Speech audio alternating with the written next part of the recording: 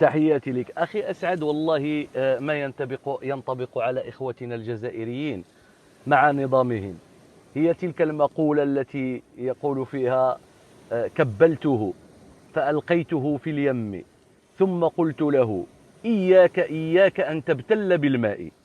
المشكل عند الإخوة الجزائريين أنهم دائما يزينون كل شيء بميزان العزة والكرامة وميزان الذل. هكذا الشخصية الجزائرية، أيما مشكل أو موضوع أمامهم يزينونه بهذا الميزان.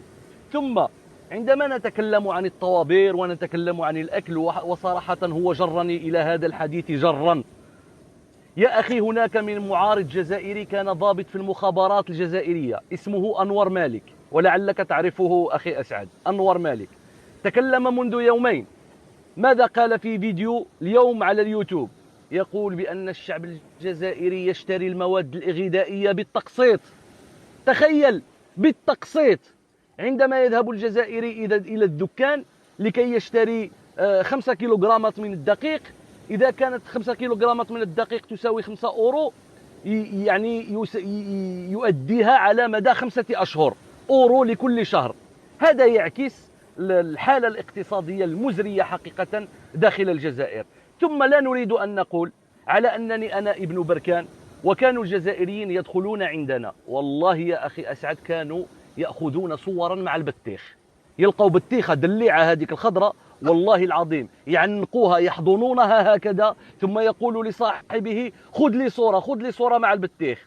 ثم ألا تتذكر يا أخي كريم عندما كنتم تشترون العدس بال20 كيلو ويجب عليكم أن تؤدوا بطاقة الهوية حتى تشتروا العدس؟ أيجب عليكم أن تكونوا 5 أو 6 لتشتروا من أين؟ العدس كانوا يشتروه منذ عام أو عامين. كانوا يشتروا العدس لم يكن بالكيلوغرام، ولكن كان بالكيس نتاع 20 كيلو، ويجب على 3 أو 4 حتى يديروا يعني كتلة بينتهم ويؤدوا الثمن، ولكن يجب عليهم تقديم بطاقة الهوية حتى يشتروا العدس. تخيل معي، يشتروا العدس هكذا ببطاقة الهوية. ثم أنا أقول لك شيئا، كنا ندخل إلى الجزائر في مسألة الطوابير. في 92 دخلت إلى الجزائر مع أمي، ورأينا طابورا طويلا عريضا أمام مخبزة.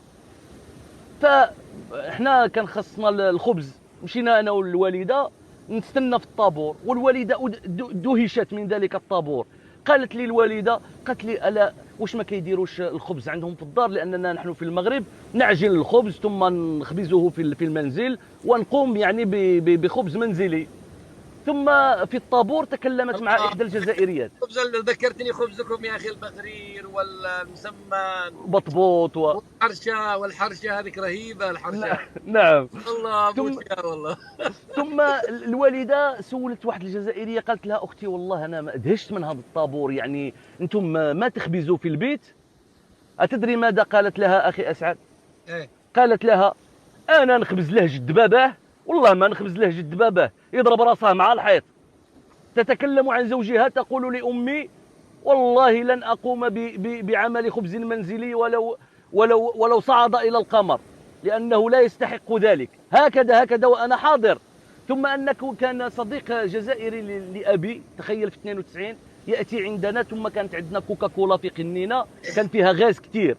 ثم الوليد في الغداء قال لي اذهب وأتي بكوكاكولا. أتيت بكوكاكولا لترو وحطيناها على الطابلة. الجزائري ذاق كوكاكولا فبدأت عيناه تدمعان وأعجب بذلك المشروب. بعد شهرين عاود رجع وقال للوالد ديالي، قال له والله يا سي عبد القادر غير جيب لنا ديك المناضه اللي تبكي، غير جيب لنا ديك الحيه اللي تبكي، جيب لنا ديك الحيه اللي تبكي التي تذرف الدموع. يا اخي اقسم لك بالله العلي العظيم، يا عجيب امر هؤلاء الجزائريين. ثم انا اقول لك فيما يخص بلحم الحمير، الم تنظر المقال؟ هو ليش بكى من الكوكا؟ من الغاز ولا ايش اللي حصل؟ من الغاز، بكى من الغاز. ثم بعد شهرين رجع وقال ثم بعد شهرين رجع. قلت انها دمعت عيناه لانه محروم، ما فكرت. لا بعد شهرين رجع وقال لأبي، قال له آتينا بتلك عيد القصة.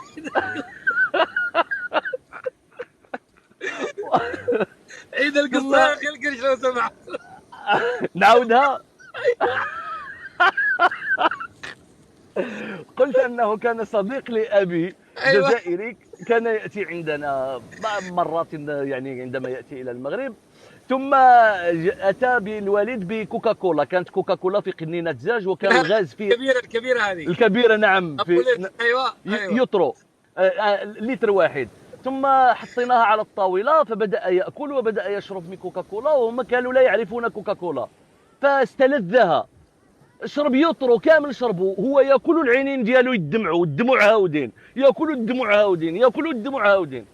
بعد شهرين رجع إلينا ثم قال لأبي، قال له والله يا سي عبد القادر ماذا بك تجيب لنا ديك الحية اللي تبكي يرحم بابك، ماذا بك والله غير يرحم بوك، يرحم بوك جيب لنا ديك الحية اللي تبكي. أراد أن يبكي مجددا.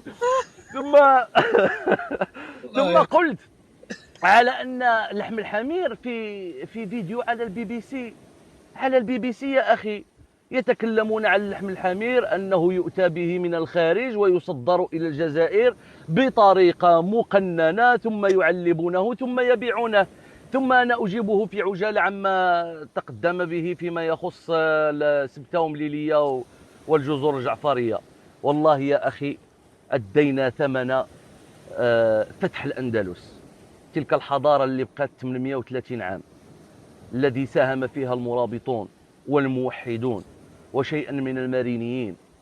وعندما سقطت غرناطة 1492 بقينا وحيدين نؤدي ثمن فتح الأندلس. أين كنتم أنتم؟ هل كنتم دولة؟ هل كان لكم صناعة القرار؟ أنا أريد أسألك فيما يخص الجزر وسبتهم ليلي، النظام الجزائري الآن يعترف بمغربية هذه الأراضي أم أنه مع إسبانيا؟ أبدا، هو مع إسبانيا قلبا وقالبا ومع الشعب الإسباني. تخيل يا أسعد، عندما نتكلم عن الصحراء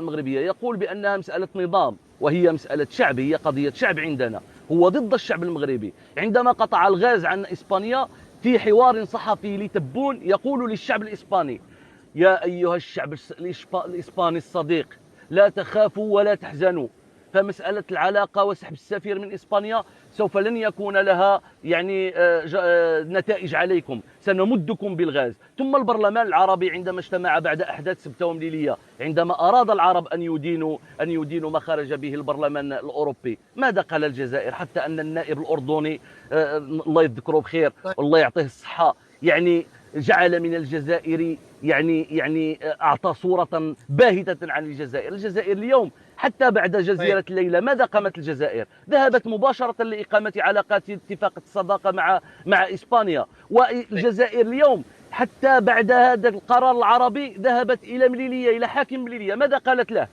قالت له نريد فتح أشكرك. نعم. أشكرك الرأي، أشكرك شكرا جزيلا لك.